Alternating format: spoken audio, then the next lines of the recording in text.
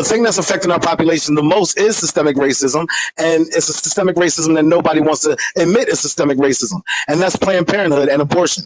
Planned Parenthood and abortion is the reason why 20 million black babies have been aborted since the 70s, and that's legislation that was put in place to destroy the black community. Planned Parenthood was started with the utmost belief system of destroying the black population. Margaret Sanger started in 1916 to mow down black people like weeds. That's what she said the plan was. She was a KKK member and a Democratic affiliate. She was a Democrat who started in 1916, which is the same year as the Great Migration of black people moving from the South to the North. And then when they moved from the South to the North, they seen them coming. They said, we're going to figure out a way to have these black people kill their own so we don't have to do it. Years later, in the 70s from to now, 20 million black babies have been unalived, and our numbers are dropping. There's only 46 million black people in the United States, and 20 million babies have been mass murdered in that time. But before you want to say about the white man being the devil, we need to focus on the fact that there's two factors of why black people ain't making it, and it has nothing to do with white people. It has everything to do that we're killing each other like savages, we're aborting our babies, and we are the biggest criminal demographic in vote for the interest of the Democratic Party, which has done nothing but been at the detriment of black people. And what's funny is when you hear about systematic racism, redlining, the KKK, and racism, they always say that, but then they don't realize what started it all off. What party started that? The Democratic Party started the KKK. The Democratic Party started redlining. The Jim Crow laws were Democratic policies. All these Democratic policies are still in effect now, but the only difference is black people aren't fighting against them, they're fighting with them. They wonder why every year they bring up reparations to get your votes. Then when they get our votes, nothing to do with what they asked us for. They asked us to vote for them. Then when we vote for them, they never do what we asked them for. And we're used every time. Every time the election comes up, they put racism out as a scapegoat. They make the Republicans seem like the enemy, and they make the Democrats feel like the saviors, when in all actuality, nothing could be more anti-black than aborting black babies. And if you're black and pro-choice, that means you don't care about the black population. And what's sad is they're used. America is not more racist now than it was 30 years ago, 20 years ago. It is less racist now because you could go to jail or be killed for dating a white woman or being around white people. Now we can cohabitate with them. What we don't seem to understand is the government is starting this division, because if they divide us, they're trying to take over the people. And if they take over the people, the only way they can do that is divide them by race. Because if they divided us by class, the rich wouldn't have a chance. Because 99% would defeat the 1% who is rich. All right, so look, this is the data that you brought up, right, Lumberjack? It's the data. Pew Research, where it says the average household income for Asian Americans is $87,243, right? Now, when we look at Asian Americans, they tend to hang in these cities. These cities have the highest populations of Asian Americans, and they're all in California except for Hawaii. Indian individual that migrated here with all their money just to clothes on their back are millionaires within 5 years. Why is that? Why is it that when people come from Africa, not all of them have education, because they do the same thing. They spend all their money to get somebody here, and once they get somebody here, that person works real hard, builds himself up just to get the rest of their family here. Why is it that they are within 5 to 7 years millionaires after being here, but the Negroes that live here can't become millionaires at all because they're stuck on something that doesn't really exist? Yet when we look at it, there's 1.79 million black millionaires in the United States of America. Why is that? Because maybe they don't want to deal with the BS that y'all deal with. They don't think like y'all think. That's why they don't come back to the hood and help out, because they know that y'all don't have the mentality to do it. And if y'all did become millionaires, just like y'all did with the stimulus checks, y'all gonna blow through the money on Gucci, Jordans, new TVs, new cell phones, all that stuff. And for some reason, y'all complain, we ain't got no money. You don't have financial literacy. That's why we're the household income for black people is $3,500 or $35,000. Yet the income for the Hispanics, who's a smaller demographic, used to be lower than the black people. Now it is $43,000 for them. Yet somehow we keep just making up these dumb excuses as to why we aren't where we're supposed to be. It's the white man's fault. We ain't made it because of the white man. The white man's keeping us down and oppressing us. No, because I know plenty darkly melanated individuals in the United States of America that has made it out, and doing well and have white people working for them. I know a couple of that have Fortune 500 companies that have white people working for them. Weird. So they don't complain. They don't talk like y'all. And one of them ain't got nothing but a high school education. Weird. And y'all want to refute my statistics. Y'all want to refute my statistics. It shouldn't matter whether it's 2016, 2019. By the way, confused how we went from talking about racism, right, to socioeconomic status and abortions. I'm a little bit lost, to be very honest with you. We're talking about the problem in the black community. You can't talk about the problems in the black community and not bring out genocide I'm that's lost happening at in the how black y'all community. haven't addressed the. I'm the only one in the box that's addressed the topic. I'm the only one in the box that's addressed the topic. I addressed it. No, I 100% agree with topic. Yeah, I don't know where the conversation of Because that's all y'all have. That's all y'all can talk about. Y'all can't talk about shit else. That was what the host changed it to. about. Like, yo, I'm looking at the topic and what we were talking about. but that's We're talking about bettering the black community. Sir, So Jojo, let me know when they're done and I can talk to you. Why are we talking about abortions and what? I Because think we were talking about like white supremacy, and right. then he started I think to talking about Snack's different point is what he was saying is that itself is a form of racism that nobody really wants to admit, right? Because It is absolute racism. right, that's a form of Okay. racism that nobody wants to like actually, admit to. Like we're literally off of Okay. each other more than I suppose other I people off understand. of. But Jojo, I said that too. I said the only thing that's systematically racism nobody wants to admit or keeps ignoring. Racism? Abortion is systematic racism at its apex. Hmm. Systematic or systemic? We want to address the topic. I don't care about the rest of this stuff. In order to better the black community, we have to start with accountability. Stop the victim mentality. Okay. So I gave earlier some key points on how to fix the black community. Y'all didn't want to hear it. The black community suffers heavily by perpetuating an ideology that is toxic to the community because these people are living something they've never gone through and experiencing something they've never gone through. And then they grow up, they have kids, and they tell their kids the same lame stories about something that happened to their great-great-great-grandmother or so on and so forth, even further back. And then y'all try to draw connections to modern day that connects to something back then, and it does not work out. So what it does is it perpetuates a system of non-accountability and a system of victimhood mentality. So therefore, when these kids grow up or get to a certain age, they say, oh, I'm not doing good in life because the white man's keeping me down because of my skin color. So it's always something to point the finger at someone else, never to say, self, how do I get out of this situation? This is a bad situation. And then what's even worse about it is when the community starts to see someone getting out of it, they're like crabs in a bucket and they try to pull them back down. Dr. Ben Carson even said that when he started to do real good in school and get the good grades and got the beautiful black wife and did all this stuff, that the community tried to pull him back in and down. So why is it that y'all don't want to take accountability for y'all shortcoming, but y'all want to point the finger at a white person or a white passing person? Hey, so here's what Easy to blame someone else for your shortcomings and your shortfalls. It's really difficult to take responsibility and accountability for yourself because it requires you to look in and say, what is it that I'm doing that might be contributing to this problem? And in order to really get out of it, and this goes for everybody across the board. This ain't a black thing, a white thing, a yellow thing, a green thing, whatever. It attributes to everybody across the board. What are you going to do when you get by yourself and say, hey, I have a problem. How do I solve the problem? It's not somebody else that's causing my problem. And if it is, how do I get around that? There's none of that. There's none of that in the community. And it's sad because it's going to continue to happen because young people like y'all, Divas, Live to Be Great, Marquet, bro, yes it is, shut up. Pharaoh, all you people, okay, cool, whatever. All y'all going to keep doing is talk about how racism is. And one last thing, and I'll shut up. Pharaoh came up and gave some really good points and some really good topics about how it started. Spaniards ain't white. They might be considered white by the demographic of America, but America don't dictate the rest of the world. Those people are very much Hispanic and very much melanated, some lighter than others, just like some black people are lighter than others. They started it, and they started it because they got tired of getting their ass kicked by the Moors. And the Moors for 1,100 years dominated the Portuguese and the Spanish, and they got tired of it. And they finally won one, and then they created a system to put the Moors in their place, and it spread throughout the rest of the world. That's the problem. And so it wasn't white people that started it. I'm done. Okay, real quick All right, before so- everybody else goes, hold on, lift Can I the say burger. something, Hold on, please? one second. Also, I wanted to add in the only time I ever see black people being held accountable for anything, especially on the left, is only when they're being homophobic or transphobic. That is the only time that I see black people on the left getting called out.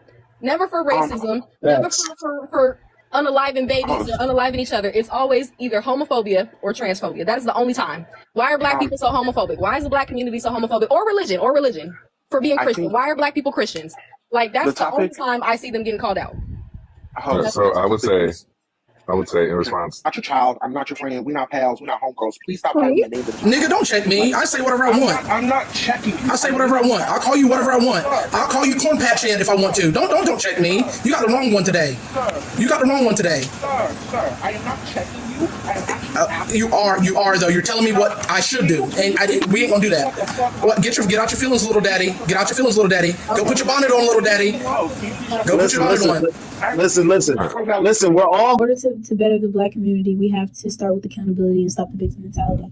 Okay, so I'm not complete opposition on that. I do feel like there's some instances where the black community can work on itself and does need to take accountability when it comes to like let's just say for example the creepy uncles, or us not taking accountability for the fact that we don't advertise or speak about mental health as properly as we should. But I'm not saying that all black people are talking about it in that way. But in some instances, I wouldn't say that black people have a victim mentality. Just because there's certain things that our community needs to work on. I think that our community needs to work on things inside our community, but these issues are not subjected just to black people, right? When it comes to the victim mentality idea, it's saying that we don't have victim mentality in itself. Like we aren't victims in ourselves. We are victims to the system. Like the system has set us up and has been set up to benefit and to uplift the white community at the end of the day. And we all know this, and we have to be very clear about that shit, right? That does not mean that we won't be able to be successful or we won't be able to get through those obstacles. It's just that we have different obstacles in the way that others do not when it comes to like our white counterparts. It's not saying that minorities or people of color cannot be successful. It just means that the obstacles and the things that are put in our way are different from others. And I mean, we have to take into account intersectionality as well. Like there are challenges that a black woman may face that a black man may not because of the fact that I'm a woman and you're a man. I don't think that it should be take accountability. It should be the fact that we should look at our differences and our issues, fix those issues, but also point out the disparities and acknowledge those as well. I feel like both can exist at the same time. So acknowledging disparities as well as taking things within our own community and uplifting ourselves and coming together as a black community. So I think there's two things that can exist at one time. Right. So I don't think we necessarily disagree because I'm not 100% off the same page as you. I think it's just the wording. I think that people aren't fond of the victim mentality part, which is fine, because I truly believe that not every black person in America is a victim, right? And somebody did tell me earlier that we aren't victims, but we've been victimized, right? And I had to think about that for a second. So it's just like, right. So I don't necessarily disagree. Oh, your time's about to be up. My bad, girl. All right, we're gonna go to snacks. All right. I honestly agreed with her except for one factor. And I think this is the factor that a lot of us black people get misconstrued. We're making the white man synonymous with the real person that the system is geared for. The real people that this system is geared for, and I do say that the system is geared to benefit a type of people, but it ain't white people. Our system is geared to protect the rich. Our system is there to protect the wealthy and the rich. The poor, no matter what race you are, poor doesn't discriminate with race. So what we got to understand is stop making the white man synonymous with the rich doing it, because the 1% is overtaking the 99%. This is why I'm anti-government, because most politicians you're going to find are rich people. And once again, we got the rich dictating the rights of the poor, even though the poor are a majority. Because there's not one person on earth that's going to tell me just because somebody is white that the poorness of them doesn't make a factor. Because I don't care what race you are. The same problems you got as a black person being poor, a poor Asian has to go through, a poor Indian has to go through, a poor Puerto Rican has to go through, and a poor white man has to go through. Because I don't know if you're paying attention, but it's about the haves and the have-nots. It's not about race at all. If you're sitting there thinking that the problem is race, you're not paying attention. Because if you go to these homeless shelters, you go to these rehab clinics, you go to these impoverished neighborhoods, take a walk through Kensington in Philadelphia, and you walk through there and you see how many white people are living in squalor. See how many Native Americans are living in squalor. So if there's oppression that has benefit for the white man, then how come those white people aren't benefiting from it? How come they're not cashing cashing in their white privilege card to get a house or white privilege card to get food? How come they're not doing that? Because it's not about their actual race. It's about their finances. And we'll never get anywhere in this world until we put our humanity above our race. If you think of things on the lines of race, you're going to miss the big picture. I will never be the kind of person that ignores 86% of the population who's dying and is going through trouble and just focus on 14% of the people, because that's un-American, that's unpatriotic, and it's unhuman to think about that. Before your time is up, I wanted to ask a quick question. How do you feel about people saying that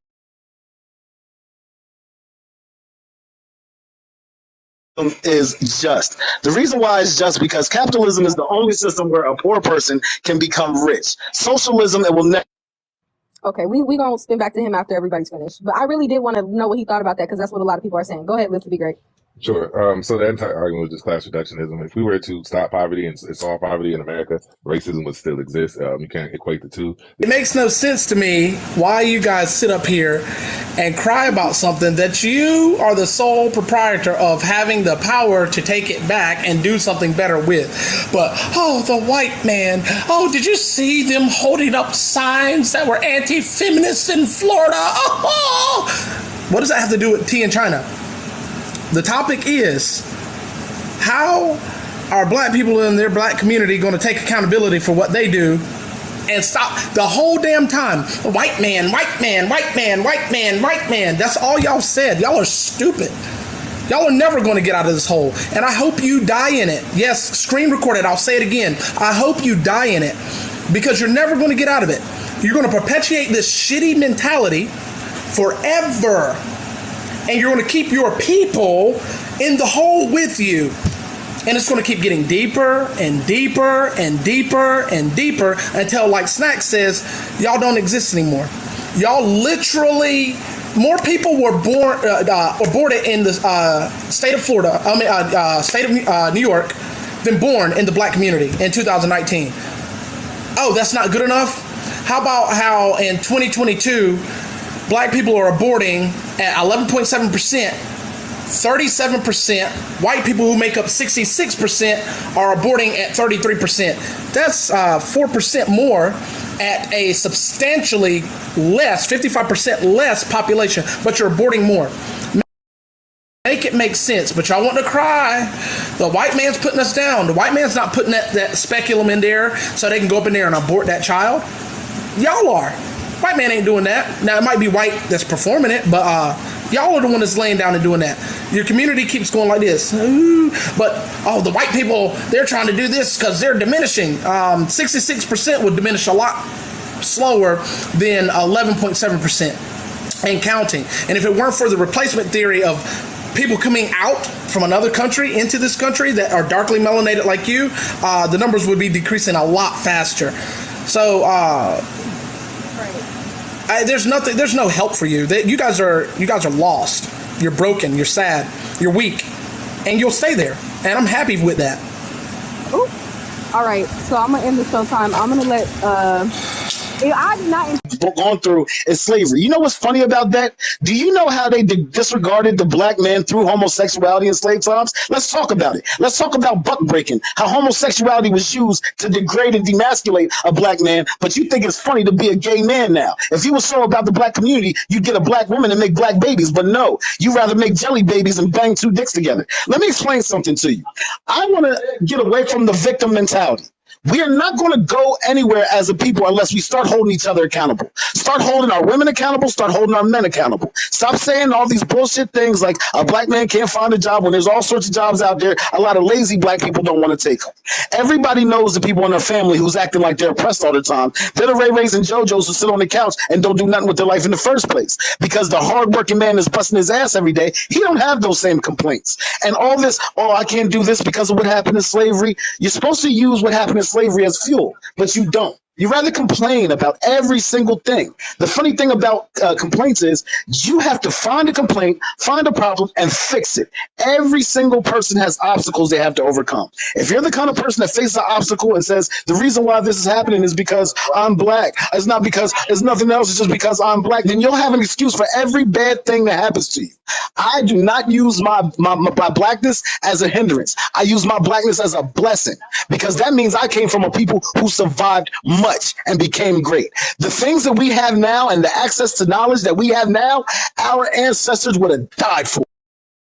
They would have straight up killed for it. So that's how you use what happened to our people in the past as fuel. If I learned that my ancestors wasn't allowed to read, there ain't a motherfucker on this earth that can stop me from reading a book. If I know that my ancestors wasn't allowed to get land or anything, then there's nothing on earth that's going to stop me from getting land. Stop the victim mentality. It's not going to happen. We're not going to do any. It's not going to benefit us.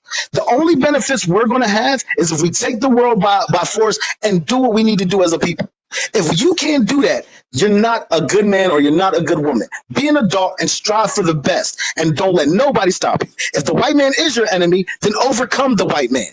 Don't complain and want the white man to give you things. You can't say the white man hasn't given you a leg up and you're not striving for nothing. We don't need anybody to give us anything. We're strong people. We are a beautiful people. We come from kings and queens. Funny things about kings and queens, they don't ask the peasants to give them shit. I wish I would ask anybody to give me something that I can't get myself. And I yield my time. To respond. Firstly, I'll say, for a man who seems to hate homosexuality so much, you have been on my dick so hard since the day I met you. It's fucking crazy. Every time you see me, you gotta make gay jokes. I still don't give a fuck. I'm a witness on it to the day I fucking die. And if I feel like it, I'm gonna fuck your mom while I wear it too. And I said what I said and meant it. As it relates to the your faggot ass dick can't get hard with no woman. Shut up, bitch. I don't care. Host, you said that we're out here trying to make the black community better. We're trying to talk about removing ourselves from victim mentalities and be better as a people. Yet you sat here and let this man go on about a 2.5-minute homophobic ass rant. Now, absolutely homophobic, but I told the truth. Buck breaking is the truth. It's the truth about what happened to our people. Don't get mad. Don't get mad because your practice is something that destroyed the black man. Don't get mad. I just hear you sucking. I can do gagging right now. Don't get mad. Listen, for somebody that's still part of the gay community, why are you trying to use it as disrespect? Okay, so no, that's what you do with your fucking boyfriend, faggot. Mind your business. hold on. Let me talk to my Nah, I don't care. You a faggot. Deal with it. Nah, I'm just saying. Don't get mad at me because your dick smell like shit. It's not my fault. You know what I mean? Your dick smells like shit. Your breath.